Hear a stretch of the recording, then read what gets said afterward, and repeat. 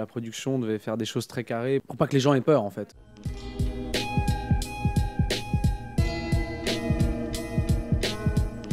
Qu'est-ce qu'il y a? Sylvain, l'infirmier, sa femme s'est barrée en Turquie avec son fils. Ton fils est toujours là-bas? Il pourrait pas aider? Elle a complètement pipoté. Maintenant, elle est là, quelque part avec son môme. Est-ce que la nana lui envoie une photo entre-temps? Mais bon, Copie les coordonnées GPS dans Google. Ça dit quoi? on l'a localisé. C'est Raka.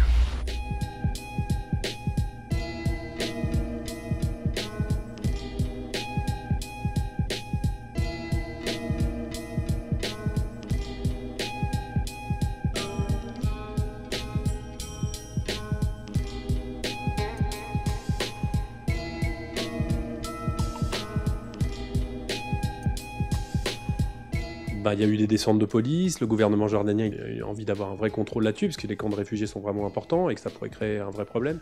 Mais oui, il y avait une vraie tension qui était liée à tout ça, mais donc, évidemment, c'est pas ça que je cherchais, mais je cherchais quand même quelque chose qui plonge tout le monde dans la réalité de ce qui est raconté dans le film. Comme voilà, il y a toutes ces frontières, vraiment le danger est proche. Donc à un moment, ils voient des djihadistes hurler dans la rue et tout ça, et ils se disent qu'est-ce que c'est que ce bordel, quoi, avant de comprendre que c'est le tournage d'un film et tout ça. Souvent, quand on tournait les décors du Raqqa à l'intérieur de Amman en Jordanie, on se retrouvait face à des gens qui, quand ils étaient confrontés à des comédiens ou des figurants qui étaient habillés en costume de Daesh, si je peux dire, il y avait une vraie angoisse, un vrai stress, qui était lié au fait de la proximité de tout ça. C'est-à-dire que ici, évidemment, c'est un stress, mais là-bas, c'est vraiment... tout le monde connaît des Syriens, tout le monde est allé en Syrie avant que ça soit la guerre, donc c'est complètement là, quoi. Le petit, c'est bien, faudra le former. Il pointe là, pointe là. Sylvain, j'espère que tu m'entends. Mais on est à Raqqa et j'ai besoin de... À 120 km, plus des patrouilles. Et la frontière, je l'ai passée. C'est très risqué. Et nous, qu'est-ce qu'on peut faire là? Trouver l'argent déjà. Vous savez qui vous avez chopé? C'est un héros. Ça se trouve, elle est en train de nous trahir. Maintenant, appuie! Tu te rends compte que si sa merde, tu as 2 morts sur les bras?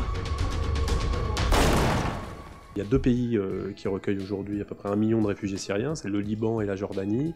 Et assez vite, je me suis orienté vers la Jordanie, qui a des frontières communes avec la Syrie, donc on n'était vraiment pas loin.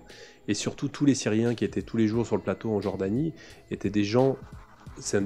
L'histoire du film n'était pas leur histoire, mais si, c'était quand même leur histoire. C'est-à-dire que tous ces gens ont été à Raqqa ou pas, ou dans la région, ont connu les prisons d'Assad ou celles de Daesh.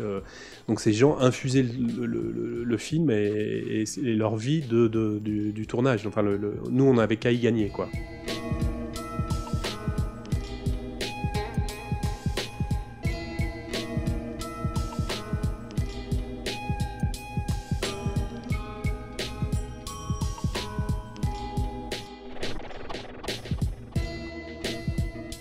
C'était super de jouer avec lui parce que effectivement lui connaît la Syrie, lui a grandi là-bas, lui a vécu là-bas, il a vécu beaucoup de choses aussi là-bas et il est venu en France pour plein de raisons et donc il sait vraiment de quoi il parle. En l'occurrence, là où j'ai eu de la chance par exemple sur le film, c'est que j'ai dû un peu apprendre à parler arabe parce que mon personnage parle arabe dans le film et donc du coup j'ai travaillé avec lui, ça m'a donné l'occasion déjà de le connaître et puis même qui me raconte vraiment des choses. J'avais envie de toute façon que ce soit des vrais Syriens qui jouent le rôle des personnages importants de ce film. À commencer par Kassem, évidemment, qui joue Adnan, qui a été trouvé dans la communauté syrienne en France. Mais même pour le reste, pour un souci de véracité qui me paraît très important par rapport à ce film. Il faut savoir une chose. Autant il y a des types qui sont partis là-bas, qui se rendent compte que la réalité n'est pas là à hauteur du prospectus et ils rentrent. Les femmes, par contre, elles reviennent pas. Pas une seule.